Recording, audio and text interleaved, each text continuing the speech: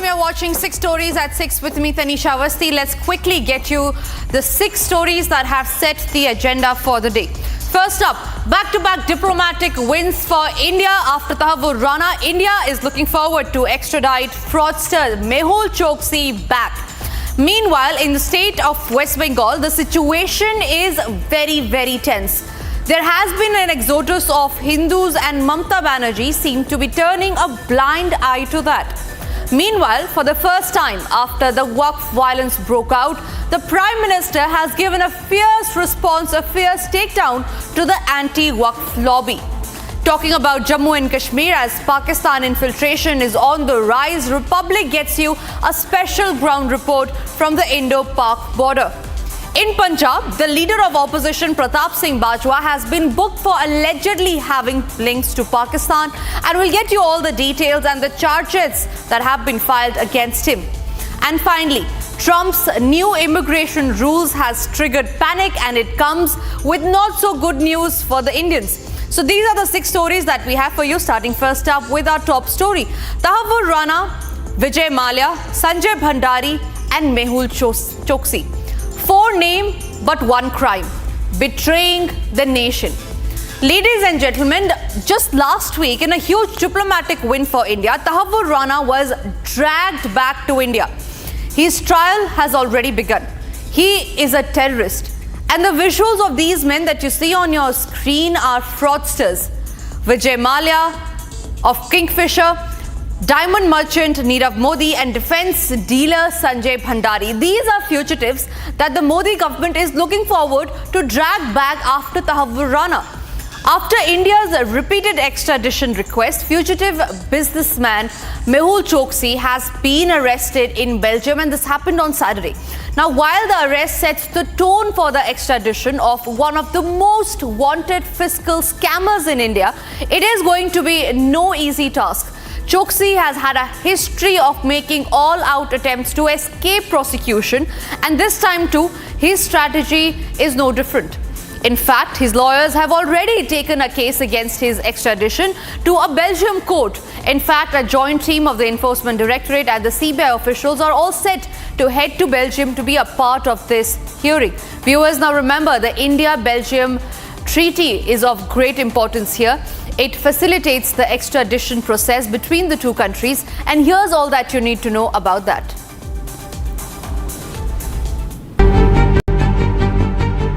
As Tahavvur Rana finally faces justice for the 26/11 killings, India has scored another big diplomatic win. Fugitive diamond trader Mehul Choksi, pursued by the Indian agencies across geographies in connection with the mega PNB swindle, was arrested in Belgium. The diamond tear took up residency in Belgium along with his wife after being stripped of the citizenship of Antigua. Choksi was arrested by the Belgian police on the basis of an Interpol notice. While India is set to formally file for his extradition, Choksi is likely to put up a strong legal challenge against the process, citing his health. Top sources told Republic that Choksi has claimed to be seeking treatment for blood cancer. Meanwhile, speaking exclusively to Republic, Antiguan Prime Minister Gaston Brown confirmed that Choksi had been stripped of the country's citizenship. Just get a quick comment from you, Mr. Brown, because the matter is about an Antiguan citizen also. So I just wanted a quick comment on how the Antiguan government is looking into the matter. As you know, he was subjected to extradition. We'd revoked his citizenship. And those are matters that are before the court. We know nothing else about Mr. Choksi. So have you revoked his citizenship? Does that mean that you're going to ask for an investigation into this matter and call him from Belgium? Yes, I did. Definitely not. We have no locus at this time. If he's in Belgium, that's a matter for the Belgian authorities. And will the Antiguan authorities also speak to the Interpol? Because given the fact that he still says that he is an Antiguan citizen and he's requesting on medical grounds for certain relief. As far as we're concerned, Mr. Choksi's citizenship has been revoked. He challenged in the court, and he's also subjected to extradition, which he has challenged. Also speaking to Republic, Choksi's lawyer said that his legal team will challenge the extradition, citing a threat to his human rights if he is brought back. My client was arrested on Saturday और जो है क्या कहते हैं उनकी अब appeal file की जाएगी तो उस अपील के अंदर रिक्वेस्ट की जाएगी कि उनको बेल दी जाए और उनको डिटेंशन में ना रखा जाए और वो अपनी एक्स्ट्रेडिशन कंटेस्ट करेंगे. Meanwhile, weighing in on the arrest of Choksi, Union Minister Pankaj Chaudhary said that it underlines Prime Minister Modi's commitment to bring the full weight of justice on fugitive frauds who cheated the poor of their money. देखिए, मोदी जी ने जो पहले ही कहा कि गरीबों का पैसा जिन जिन लोगों ने खाया है उसको वापस करना होगा और देश में सभी के खिलाफ कार्रवाई चल रहा है. मेहुल चोक्सी पकड़ा गया है, निश्चित तौर से एक बहुत बड़ी सफलता. As India chases Choksi after Tahavur Rana, are Nirav Modi and Vijay Mallya next in order?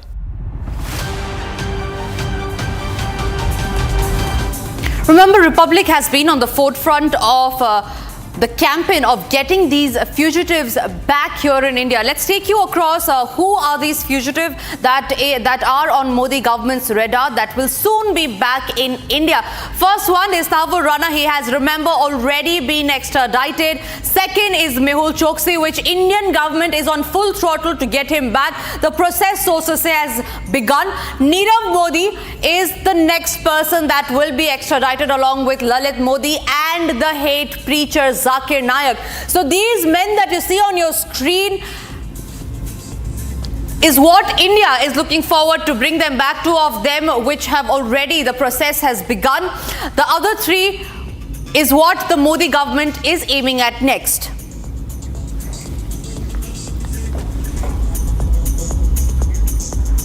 Moving on to the next story that we're tracking, ladies and gentlemen, the situation in the state of West Bengal under Mamata Banerjee's ruled West Bengal is extremely tense. It is on the edge.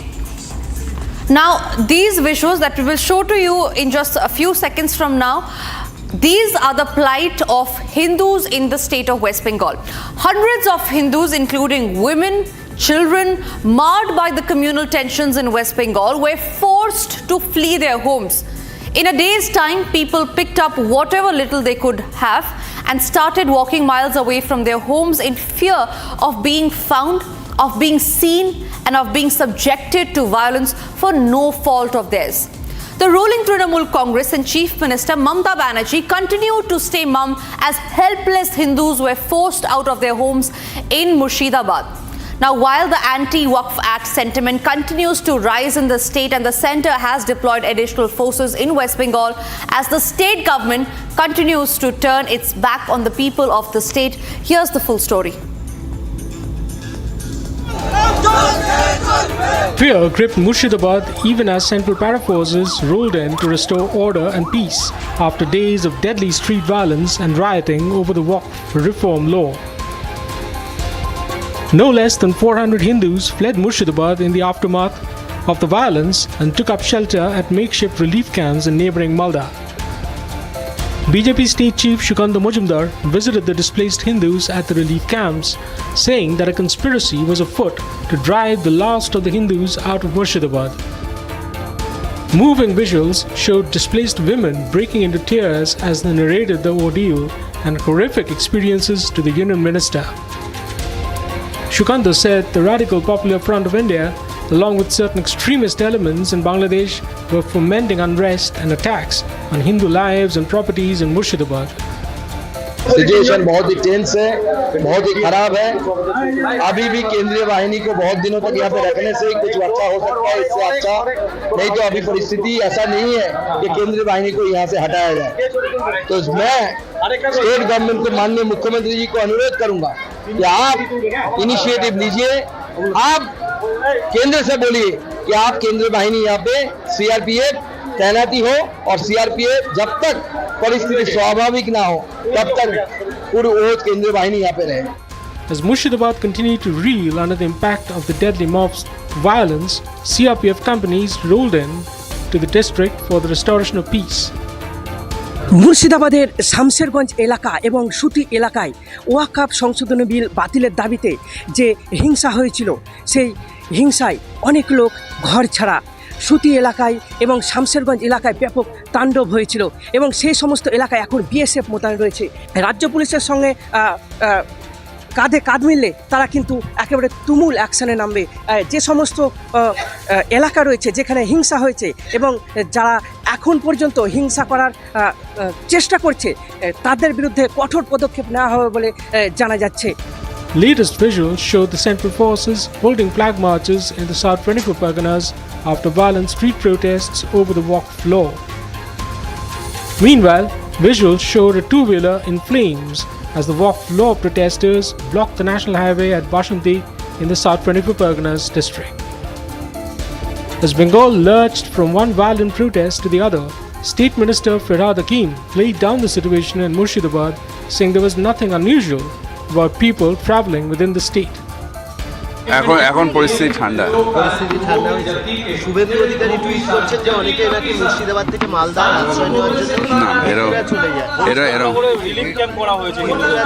এরকম কিছু না, এগুলো সব রাজনীতি।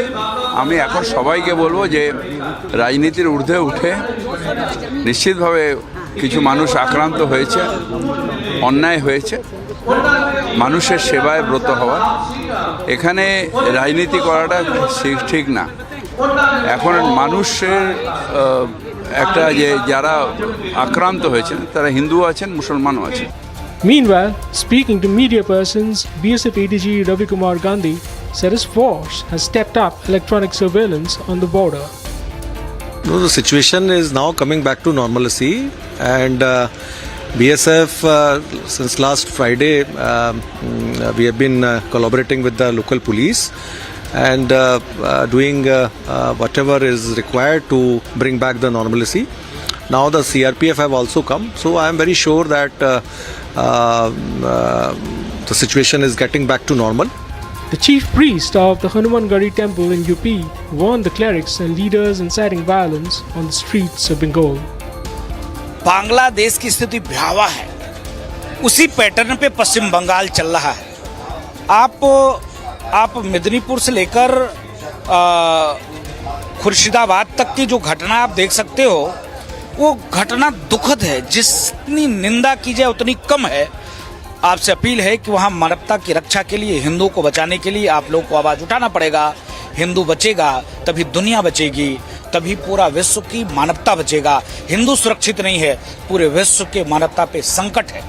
As Waqf protests escalate and Mamta's police stand as limp bystanders, is Bengal now a fit case for president's rule?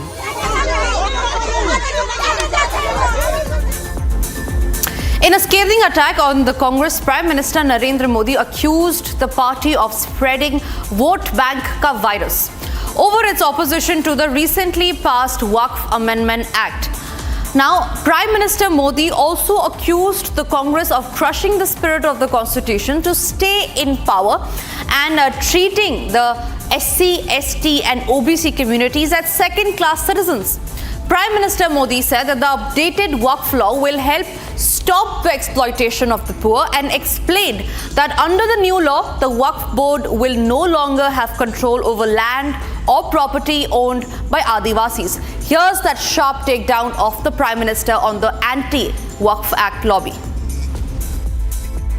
Congress की तुष्टीकरण की इस नीति का बहुत बड़ा नुकसान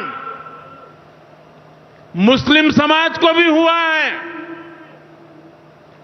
कांग्रेस ने सिर्फ कुछ कट्टरपंथियों को ही खुश किया है, बाकी समाज बेहाल रहा, अशिक्षित रहा, गरीब रहा। कांग्रेस की इस कुनीति का सबसे बड़ा प्रमाण वक्फ कानून है। देश आजाद होने के बाद 2013 तक वक्फ का कानून चलता था,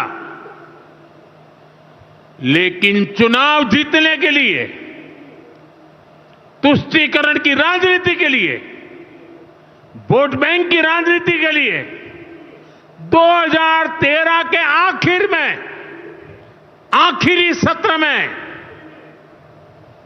कांग्रेस ने इतने सालों तक चल रहे वक्फ के कानून में आनन फानन संशोधन कर दिया ताकि चुनाव में वोट पा सके। वोट बैंक को खुश करने के लिए इस कानून को ऐसा बना दिया कि बाबा साहब आंबेडकर के संविधान की ऐसी की तैसी संविधान से ऊपर कर दिया। ये बाबा साहब का सबसे बड़ा अपमान का काम था। साथियों, ये कहते हैं कि उन्होंने मुसलमानों के हित में किया। मैं जरा ऐसे सभियों से पूछना चाहता हूं, वोट बैंक के भूखे इन राजनेताओं से कहना चाहता हूं, अगर सच्चे अर्थ से आपके दिल में मुसलमानों के लिए थोड़ी भी हमदर्दी है तो कांग्रेस पार्टी अपने पार्टी के अध्यक्ष मुसलमान को बनाए। क्यों नहीं बनाते भाई? संसद में टिकट देते हैं, 50% मुसलमानों को दो। जीत करके आएंगे तो अपनी बात बताएंगे, लेकिन ये नहीं करना है। कांग्रेस में तो कुछ नहीं देना है। देश के नागरिकों के अधिकारों को छीनना और देना, इनकी नीयत किसी का भी भला करने की कभी नहीं रही, मुसलमानों का भला करने की भी नहीं रही। यही कांग्रेस की अच्छी सच्चाई है। Ladies and gentlemen, on late Friday night, terrorists attempted to infiltrate into India from Pakistan near the line of control in Jammu and Kashmir. Now, the attempt was foiled by the Indian Army and a junior commissioned officer was killed in the line of duty during the counter-infiltration operation.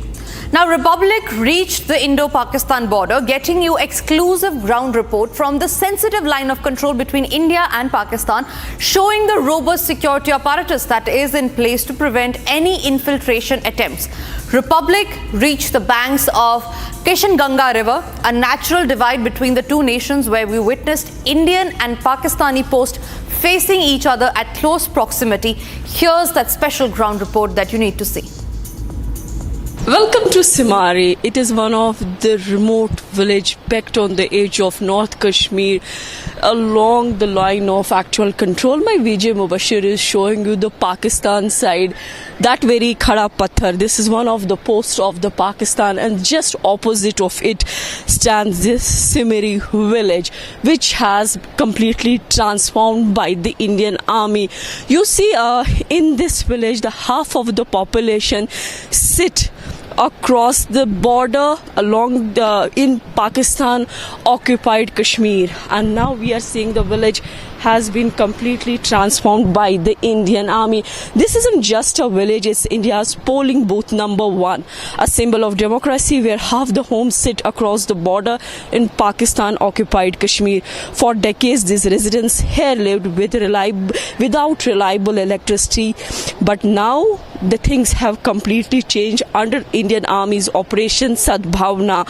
Now they have completely transformed this village and powered by the solar microgrid. Solar panels, inverters, batteries, LEDs have transformed this village, bringing clean, sustainable electricity to homes that once knew the darkness after sunset. But things have completely changed here by the Indian Army. In fact, to reach to this place from Srinagar, it takes almost more than 5 long hours. And here you see the Kishanganga River.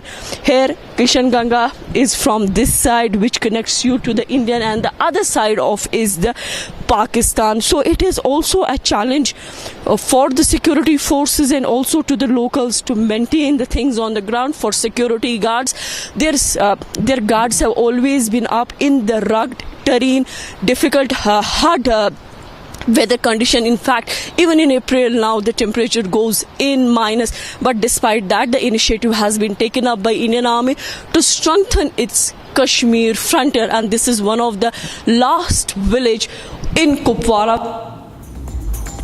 Moving on to the other stories that we're tracking. Now, Punjab Police has booked leader of opposition Pratap Singh Bajwa on various charges, including misleading information that endangers the country's sovereignty and unity. Now, earlier in the day, a political controversy erupted in Punjab after the leader of opposition Pratap Singh Bajwa claimed that 50 hand grenades had entered the state, 18 of which were used in blasts, while 32 remained unaccounted for.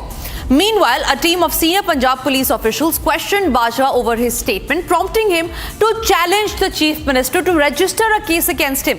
Let us now take you through the charges that are filed against Pratap Singh Bajwa, because remember, what we're talking about here is this Congress leader getting to know, making a big claim about him having information of 50 grenades and 18 of which has already exploded. Now remember, Punjab has witnessed grenade hurling. Now this was outside the Golden Temple as well, and on the residence of a BJP leader. Now these are the charges that have been levelled by the Punjab police on Pratap Singh Bajwa. Number one is false and misleading information that endangers country's sovereignty and unity. Now 50 bomb remark that was made is what has triggered this huge storm. Another charge against Pratap Singh Bajwa, the Congress leader, also the leader of opposition, is that the false statements intend to create enmity and hatred or ill will. So these are the charges on which the Punjab police has booked the Congress leader, also the leader of opposition. However, today when he was summoned, when he was asked to report to the Punjab police, he has skipped those summons.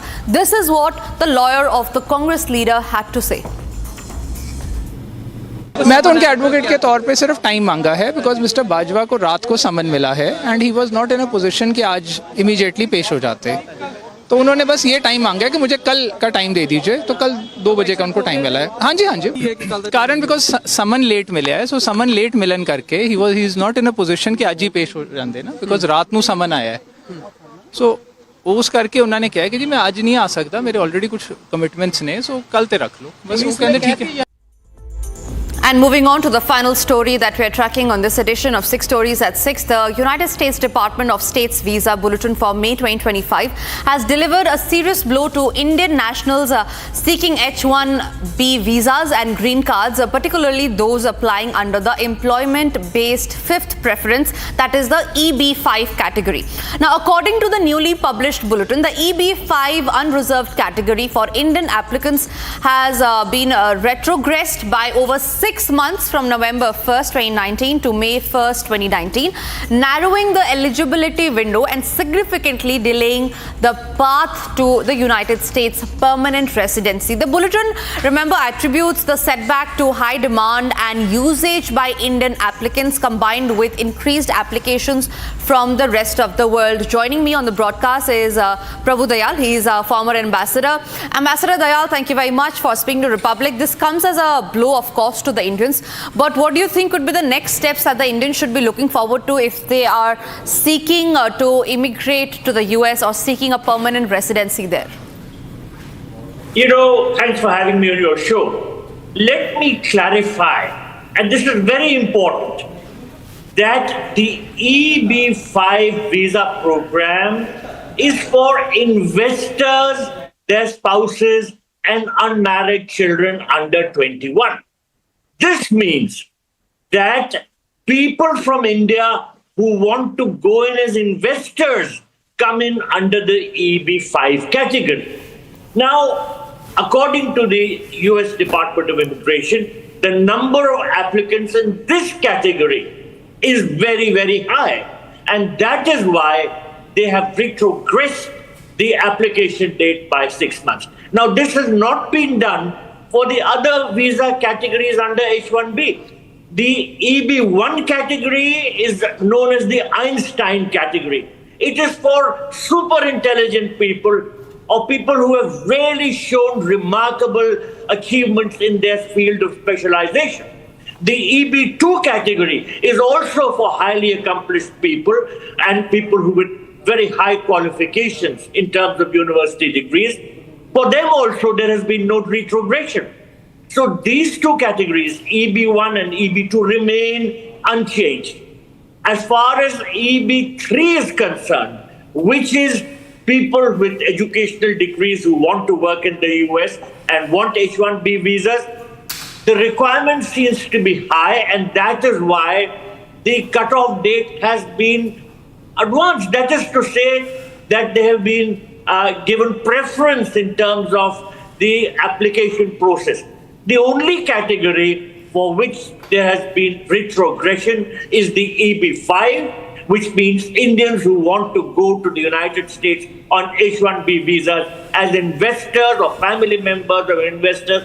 For them, the retrogression is by 6 months, because the United States authorities say that many, many more applicants are coming forward in this category than, really speaking, the United States needs. Absolutely. Ambassador Dayal, thank you very much for sharing those details. I'm sure it must have been helpful to our viewers. Thank you very much for joining us on the broadcast. We look forward to hearing from you. That is all, viewers, that could pack in this edition of 6 Stories at 6. Thank you very much for watching. Stay tuned. Coming up next after the break is Live and Breaking.